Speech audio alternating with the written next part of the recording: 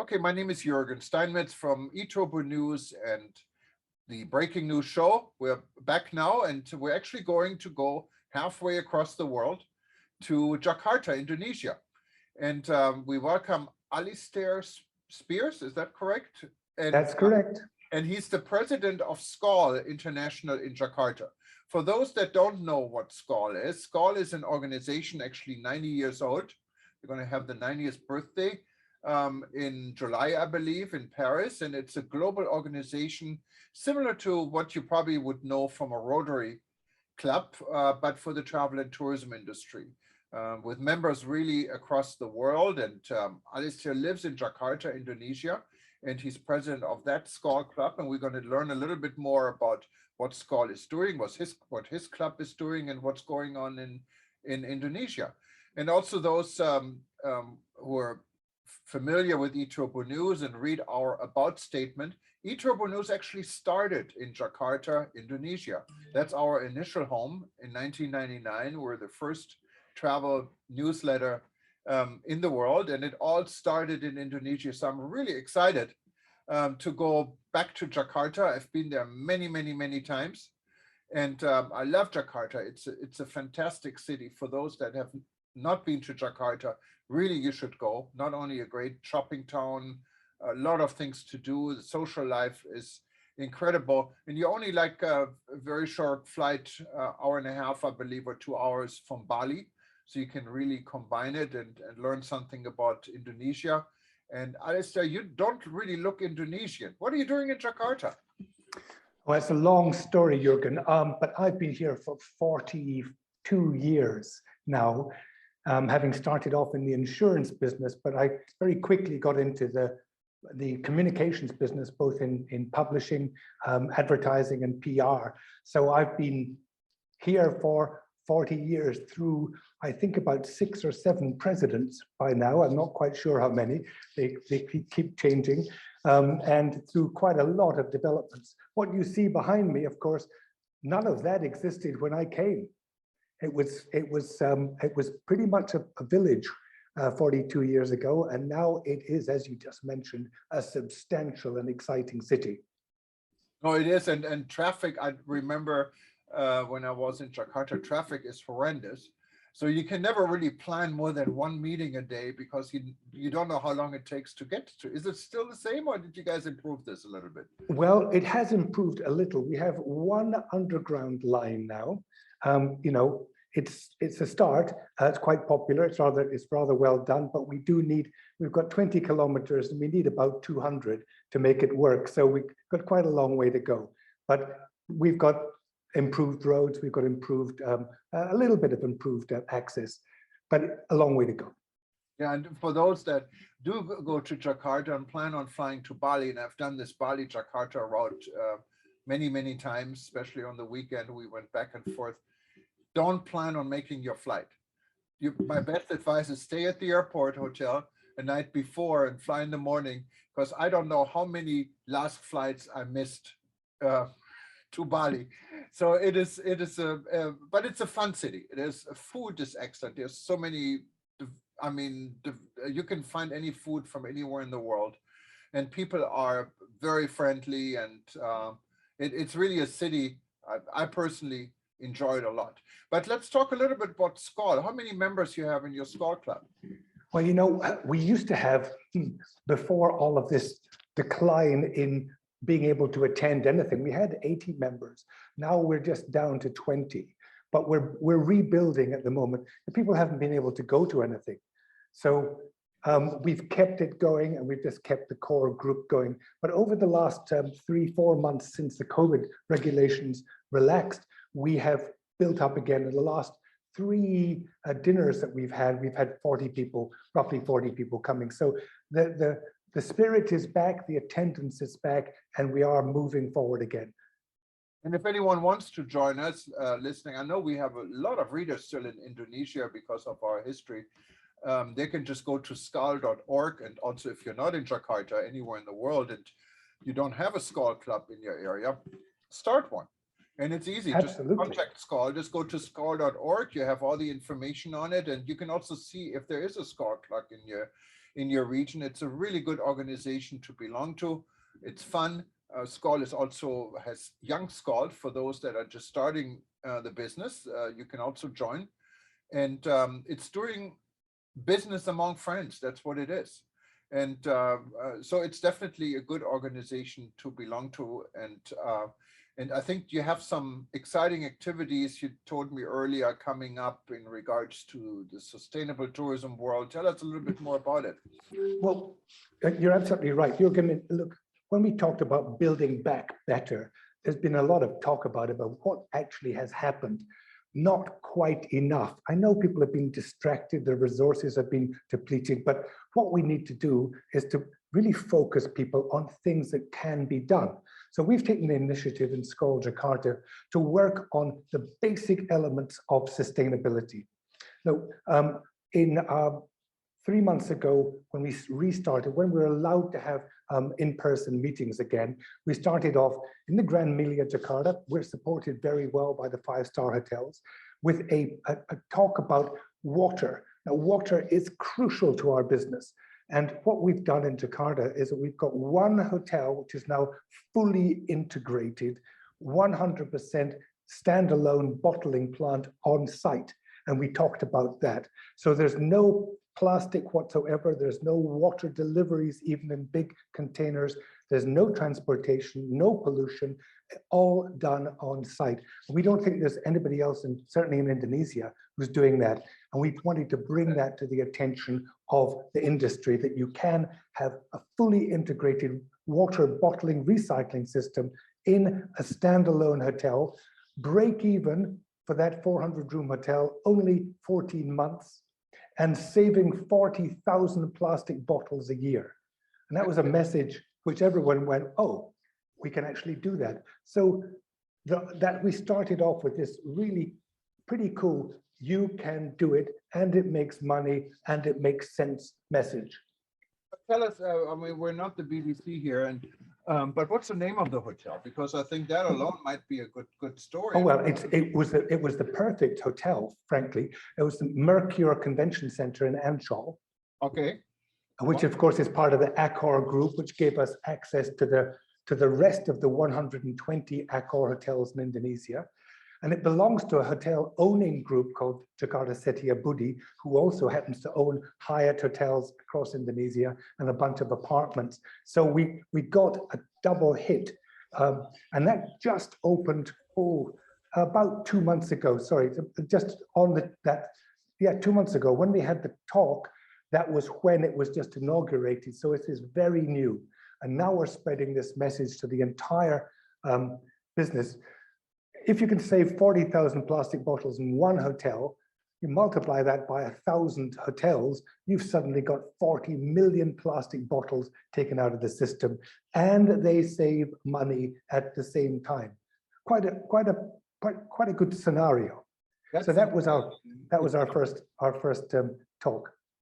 That's an amazing example, and I never heard anything like this before. So that's quite impressive. Well, it is. It was all done by a Frenchman, Didier Perez, and his team, and we are absolutely intent on spreading this message throughout both Indonesia and the rest of the world. But going through the Accor group really should give it momentum, and we hope that they will pick this up and say, "Let's go, guys," because they've got a lot of hotels. And Indonesia has a lot of hotels. Not only the Accor group, you really have all the major Western hotels. You have a lot of beautiful local branded hotels, boutique hotels. There is a lot when it comes to accommodation. There are apartments and so forth. And of course, Indonesia needs the travel and tourism industry. Jakarta, of course, is more on the business side, but as I said, it's well worth visiting as a city. But there are other regions in Indonesia, like, of course, most famous Bali, that depends on tourism. There's Kalimantan, there is many regions of Java and West Java. There's a lot of things. So is tourism coming back? Is Indonesia opening up? How's the situation? It is, but I'd like to pick you up on the point about Jakarta, Jürgen. One of our second talk, and that fits in perfectly, the second talk we did last month was on destination management for Jakarta. Now, Jakarta is, as you said, everyone thinks about it as a business city. And what we want is people to think about it as a destination. Why wouldn't you, if you go to Kowloon as a destination, why wouldn't you go to Jakarta? We've got everything that Kowloon has got and more. We've got culture and history. We've got fantastic golf. We've got spas. We've got great shopping, as you mentioned, fantastic restaurants. But everyone thinks about this as a business destination. No one books a holiday to come here. Literally no one. And that's very sad. And we want to change that mentality. We've got the Thousand Islands offshore, which is part of Jakarta. Beautiful place. I've been there. I mean, we just don't promote it as a holiday destination. It's always business, business, convention, exhibition, business. We got to change that mindset. No, I mean, I fully agree with you. And if we can help by any means, I told you before we started officially talking, I actually have a medal from the governor in Jakarta I received in 2000, in the year 2000, when eTurbo News, and a lot of people don't know this, actually, not eTurbo News, but my company, what later became eTurbo News, represented Indonesia as a tourism office in the United States and Canada. And that's the reason I spent so much time in Jakarta and also in Bali and in many other regions. And I have to say, I fall in love with Jakarta. It's definitely a place to visit. If you like cities, and I live in at that time, at least now I live in the city in Honolulu, but at that time I lived on the North Shore here on Oahu, what is just beautiful from scenery. But you really don't want to go to a beach city. So Bali, not Bali is attractive, but for me personally, the beaches were not a big deal. But I really enjoyed the city, and Jakarta has it all. It's really a place visiting, and it has everything you can think of to offer. And I don't think that has changed over the year. It looks like it even increased because there are new hotel openings, there are new activities, and you lived there for 40 years, so got to be worth it, right? Well, absolutely. I mean, Jakarta has great advantages because you can get out of Jakarta up to the mountains only a couple of hours away as well. And then, of course, as you said, look, regional travel to Bandung, which is an extraordinarily great city as well. We've got Surabaya, which is industrial, but actually a great city to visit too. Then, of course, we have the gems of Jogja and Solo in central Java. I mean, marvelous places that are unique and beautiful and easily accessed. Yeah, and Surabaya, if you ever go to Surabaya, get ready for spicy food. I remember this, they had the spicy chicken, what was wonderful because I love spicy food. And yes, there's so much going on in Bandung. I remember the road, and I stayed in I forgot the name of the hotel, in a golf hotel, what was a wonderful weekend I spent there. And of course you have so many things in Java, and you can experience it. Jakarta could be kind of a hub, yeah, from where you can really go to anywhere. And yeah. So yeah, Indonesia is actually a very big country, and if you fly from one end to another, it's like 6 hour, 5-6 hour flight. So it is not a small place. It's the largest Muslim population of any country in the world, but it's not only Muslims. You have Christians. Bali is dominant Hindu. It has so much diversity, and people are living peacefully together. Very much so. And that is really a big issue. And you see all these smiles. Everyone, especially in the travel and tourism industry, know really well how to make guests feel comfortable, and they love guests. And so it's definitely a good place to visit. So what's new in Jakarta? I mean, last time I was there, I have to say, was probably already 10 years ago. What happened there in the last 10 years? Well, in 10 years, so many things have happened. We've got lots of new hotel openings. I mean, a whole bunch of, look, Jakarta is a mall city, but how you make your malls is kind of an increasing art. We've got a great place called District 8, which includes the new Langham Hotel and a really cool dining shopping mall there as well. I mean, there's lots of fun things like that which are happening, which you walk around and go, is this Jakarta? It's cool and it's modern and it's fresh. Look, we've got a Park Hyatt coming up. We've got a new St. Regis coming up. The hotels here, while they've been suffering, have never let their standards down. Everything is open again. As you said, the food here is wonderful. There's a great variety of food. But a quick aside back to Bali, if I may, Jürgen. Bali has suffered really disproportionately. It's been a closed island for the last 2 years, so they're struggling to get back. According to my team in Bali, speaking to them this morning, saying Bali is busy today. Now, but it's busy because this is the end of Ramadan, and Jakarta, Surabaya, Bandung are all in Bali.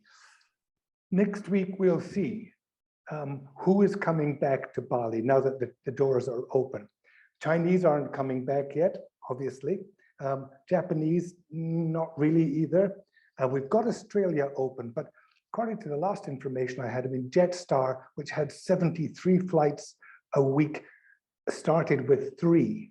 So we're not really up. 3 compared to 73 is not a good figure. 3 flights a week. Yeah, and then of course there are some other challenges with Europe, of course, because of the situation in Ukraine. That might, even though, I mean, Bali is far away from the Ukraine situation, but flights are restricted to some areas, what could have an influence. There's still the good thing is the Middle Eastern airlines are now coming back. Qatar, Emirates, Etihad, and Turkish are all flying back into Jakarta and increasingly back into Bali as well, Singapore Airlines as well. So the access, don't worry about access, you can get there. And they're ready for you. And we were talking about friendliness. The Balinese are ready to be friendly. They are more than ready to be friendly. You will be pampered, you'll be looked after, you'll be worshipped if you come now.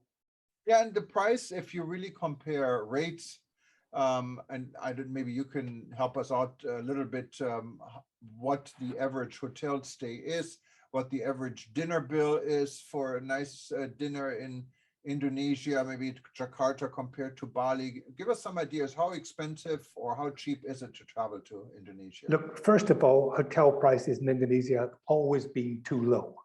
I mean, Jakarta is about 1/3 of the price of Singapore for a hotel, equivalent hotel. So you're only talking about, $100 a night in a 5-star hotel, possibly even less in some, which is sad, and it's worth much more. The same thing in Bali. Prices are, look, you can get some 4-star hotels for like $50 US a night, and we need to bring that up again. But of course, they're starting low. But on the food side, if you avoid the really expensive restaurants, you can eat for $15-20 US a head, including a couple of drinks. It is not expensive. We're talking about having a great night out and going home with still change jingling in your pockets, ready for the next day. It's a really great time to come. You're telling me for the price of 1 Mai Tai or a drink here in Hawaii, you can have an entire dinner and you can have actually 2 Mai Tais and wonderful food for the same price. Yes, correct. That's the place to go. That's the place to go. And of course, what we're doing is encouraging people to drink the local beer, drink the local wine. They have good wine in Bali now. And then you're supporting the local industries and still having a good time. So a lot of positive points have come out of this as well. The whole local supply chain thing had to kick in, and it did. So we've got good vegetables, good supplies, good cheese even made locally now to save the international supply chains. That is important, really for any destination, and specifically so for Indonesia, because Indonesia has spices you probably don't find very easy in other parts of the world. There's wonderful local food. Many people don't really know, but it's delicious. And not only when it comes to food, when it comes to wellness, Indonesia has a lot to offer. I mean, we're not talking just about spas and massage. We're talking about health tourism, for example. Tell us a little bit more about this, because I think many people don't even think about that. Look, there is a history of natural treatments here.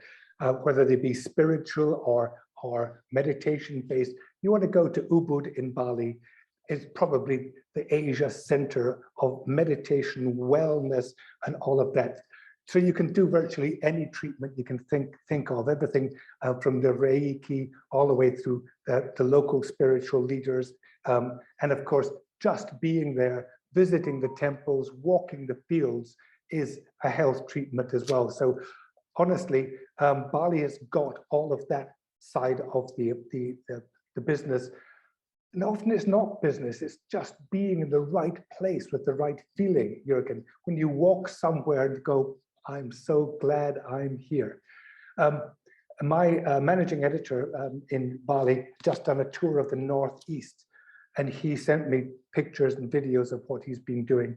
And he's saying, this is untouched, undisturbed, beautiful, palaces with no one in them, water gardens with nobody there, beaches and mountains, and just extraordinary peace and tranquility.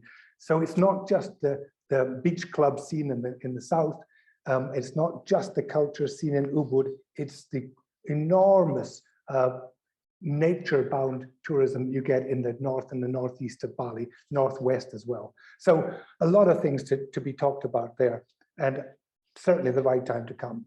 Yeah, and of course, every day is a holiday because there's a festival in Bali, I believe, every single day. So you find ceremonies, you find, it's very traditional.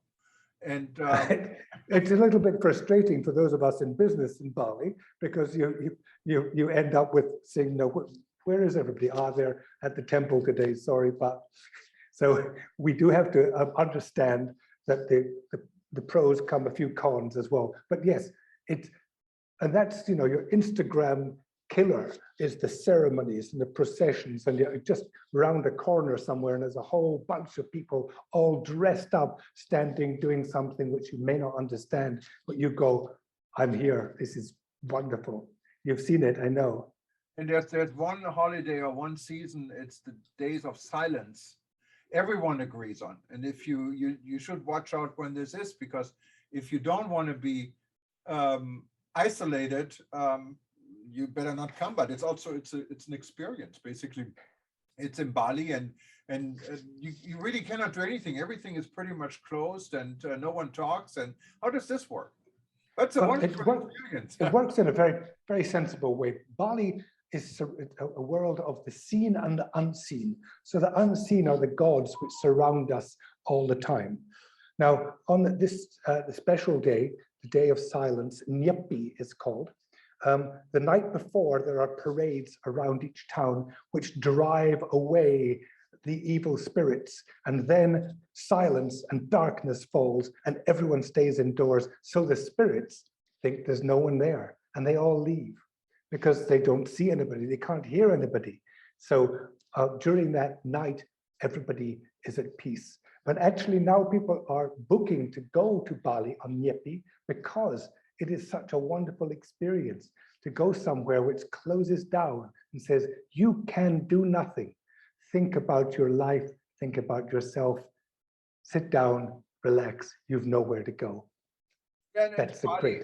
If you go over to Lombok, what is an island, it's not too far away from Bali. Many people combine it. You're in a completely different world. It's like really, you're on a different planet almost, when you come visit Lombok for a few days. Is this still a popular place? I remember I stayed at the, what was the hotel? Oberoi in Lombok, and it was wonderful. 3 days just to really get away from everything. How's Lombok doing these days? Well, Lombok has had a major investment in the south, in an area called Mandalika, where the Ministry of Tourism and the Lombok government decided to create a MotoGP track. Now, I don't think personally that that's the right thing to do there, because it's the world's noisiest sport in the world's quietest resort, but they put in like a $300 million investment to bring the world's motorcycle enthusiasts there.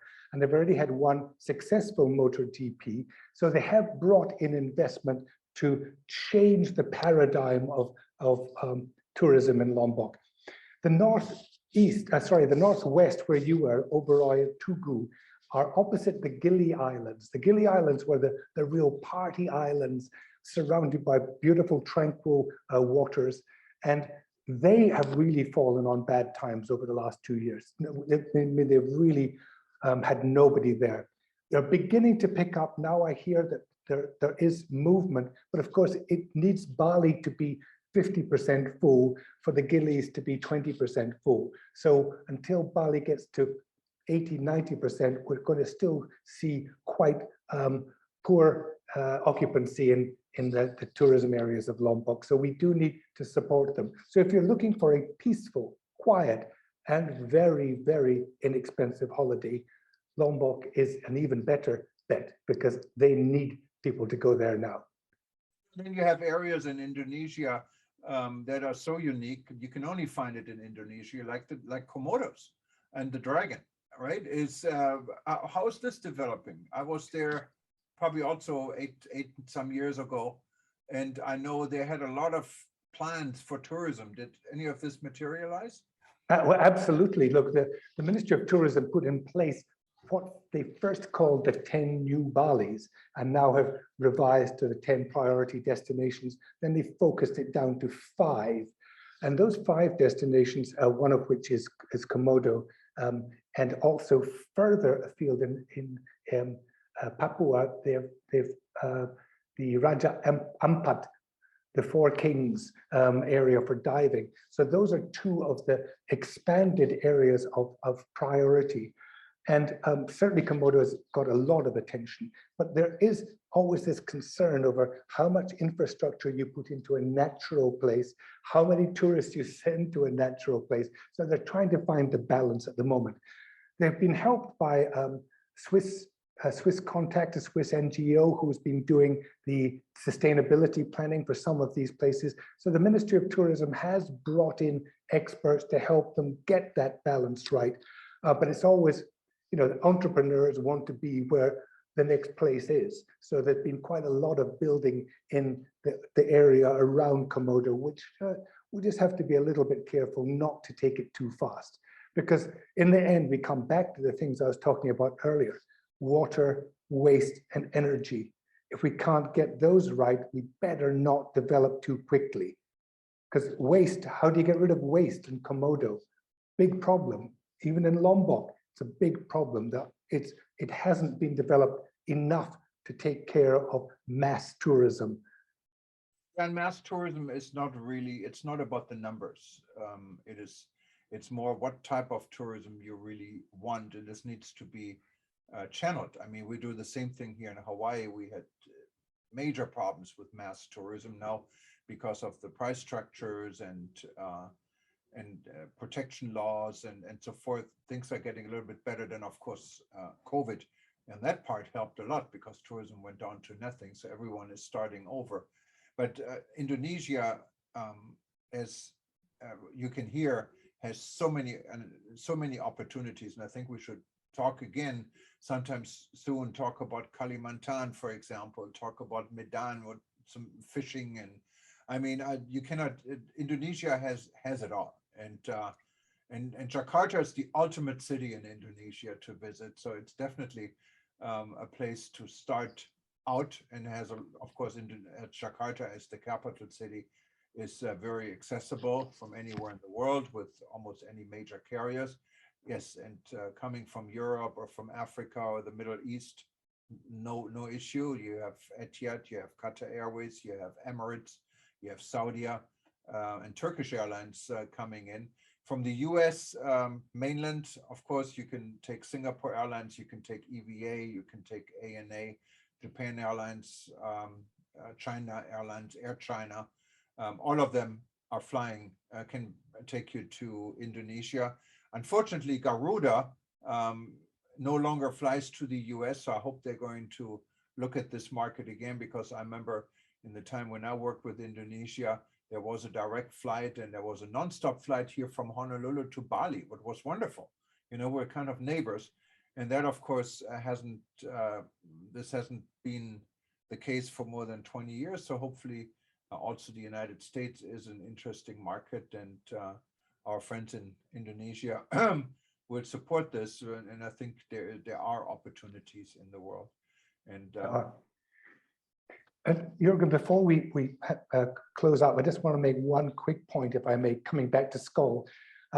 My next event in SKAL Jakarta, International Jakarta, we have as a speaker a guy called Simon Pestrich. Now, Simon is the CEO of the Potato Head Group, which you may have heard of. Potato Head, it's a very funny name for, first of all, a restaurant, then a nightclub, then a series of hotels.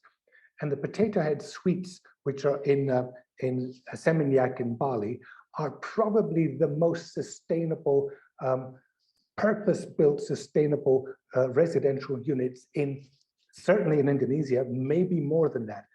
Brilliantly conceived from everything from recycled, built-in recycled materials to reused materials and everything. So I'm now bringing Simon to speak to the hotels of Jakarta, who can't start from zero, but they can at least join in where they can on the sustainability spectrum. And so we're trying to bring experts in to inspire and very specifically say, not only can it be done, I've done it, listen to me, follow me, use us as a model. So that's the next message that we've got. We're going to keep this up all year. I've got Steve Piro coming to speak about energy and how hotels can save up to 40% of their energy. We've got Waste for Change and local NGO talking about how hotels can be down to 5% waste to landfill.